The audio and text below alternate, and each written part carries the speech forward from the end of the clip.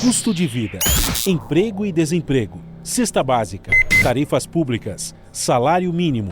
Agora, na Brasil Atual, a análise do DIEESE. Bom, a hora dele. Fausto Augusto Júnior, diretor técnico do DIEESE, para a gente falar um pouco, trazer a análise do fechamento da fábrica 3M em São José dos Campos. Bom dia, Fausto, como vai? Bom dia a todos. Bom, como eu disse, a multinacional anunciou que irá encerrar as atividades da fábrica em Rio Preto, não São José dos Campos, desculpa, gente, é Rio Preto, tá? Interior de São Paulo, até o meio do ano. O local é do segmento odontológico. Com isso, ao menos 120 funcionários serão demitidos, aquelas demissões diretas.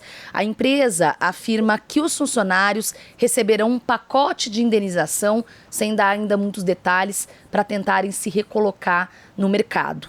Bom, Fausto, mais uma empresa grande, multinacional, anunciando não a saída, o êxodo total do Brasil, mas o encerramento, pelo menos, desse polo de atividade específica no interior.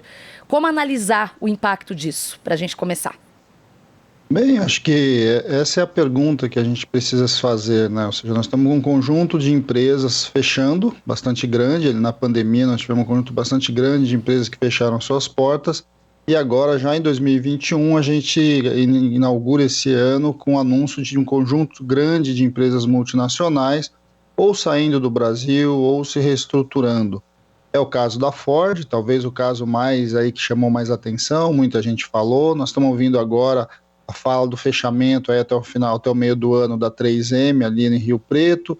Nós tivemos a discussão aí também, o anúncio do fechamento da fábrica da IOC, o anúncio do fechamento da fábrica da Sony no Brasil. Nós tivemos também, ou seja, nós estamos neste momento aí de fechamento de empresas, em especial de empresas multinacionais, que começam a deixar o Brasil, deixar a produção local aqui no Brasil, muito provavelmente para trazer produtos importados para ocupar o espaço do que antes era produzido aqui dentro. Isso é para a gente refletir um pouco sobre o que nós já vamos chamar há algum tempo sobre o processo de desindustrialização que o país vem sofrendo e que nos últimos 5 anos vem se agravando porque a perda do dinamismo econômico tem levado a uma redução drástica ali da demanda. A perda do dinamismo econômico no Brasil também significa normalmente maior concentração de renda. Essa maior concentração de renda diminui o mercado consumidor e o conjunto dessas empresas começa então a reavaliar os seus investimentos aqui no Brasil e optar por importar produtos para colocar no mercado aqui nacional.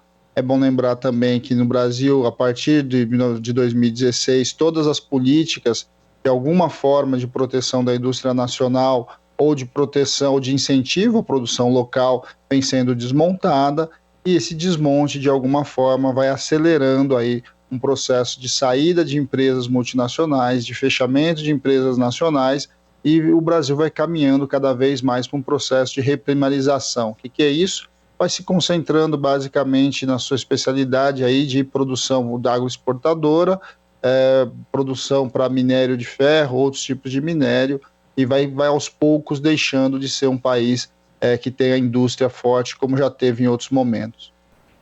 Fausto, quando do anúncio da Ford, como você muito bem salientou, até pelo impacto, não que o fechamento da 3M não vá gerar um impacto, tá, gente? Mas a dimensão, que isso tomou, obviamente, tanto a Ford quanto agora a 3M tiveram a mesma atitude, por assim dizer, de fazer aquelas notas públicas, dizendo simplesmente que a decisão é resultado de estratégia de negócios. Ventilou-se, teve aquele desacerto, do Bolsonaro criticar a Ford, dizer que eles estavam mentindo, enfim, tudo aquilo, e agora novamente a 3M no comunicado muito sucinto diz que a decisão é resultado de estratégia de negócios que não está mais compensando estar no Brasil. Quando aconteceu a história da Ford, muito foi falado do tal do custo Brasil, Mas tem esse processo de desindustrialização como uma política pública até do Guedes e do Bolsonaro, Esse desmonte.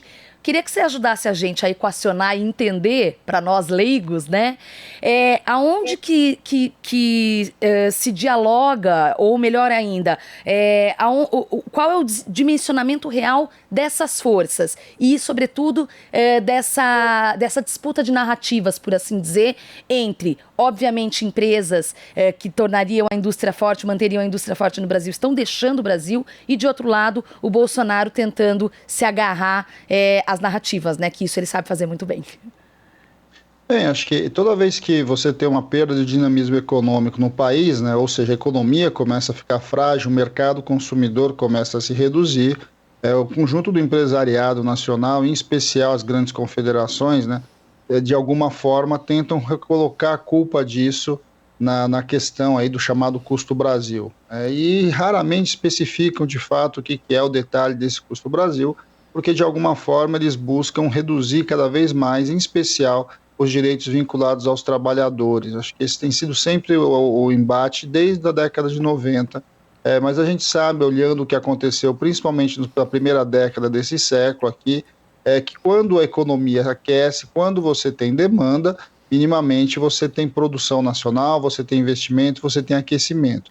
O que puxa, de fato, o investimento num país é o seu mercado, ou seja, é a perspectiva de você ter boas vendas, a perspectiva de você ter altas taxas de resultado. Se fosse assim, é só a gente olhar o que acontece, por exemplo, com a China. A China é um país que cresce há muito tempo, já cresce há mais de 40 anos, num ritmo muito acelerado, e as grandes multinacionais aceitam quase todas as imposições colocadas pelo governo chinês. Por exemplo, você precisa abrir as patentes para entrar no mercado chinês, que é coisa mais importante para uma empresa do que o direito de propriedade, e eles abrem mão do direito de propriedade para estar naquele mercado. O Estado controla muito mais a economia na China do que controla aqui no Brasil, certamente. E por que de fato você adentra aquele mercado? Porque é um mercado que cresce, é um mercado gigantesco e que, de certo modo, todo mundo quer entrar lá naquele mercado para se ocupar dele.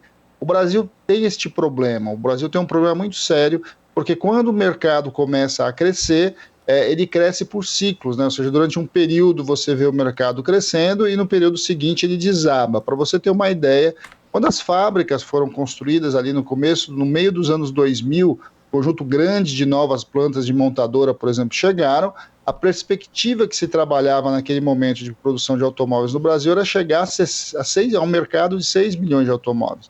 Antes da pandemia, nós já estávamos com o mercado próximo aos 2 milhões, ou seja, quase um terço. É isso que, de fato, define o investimento e a realocação de estar ou não estar no Brasil.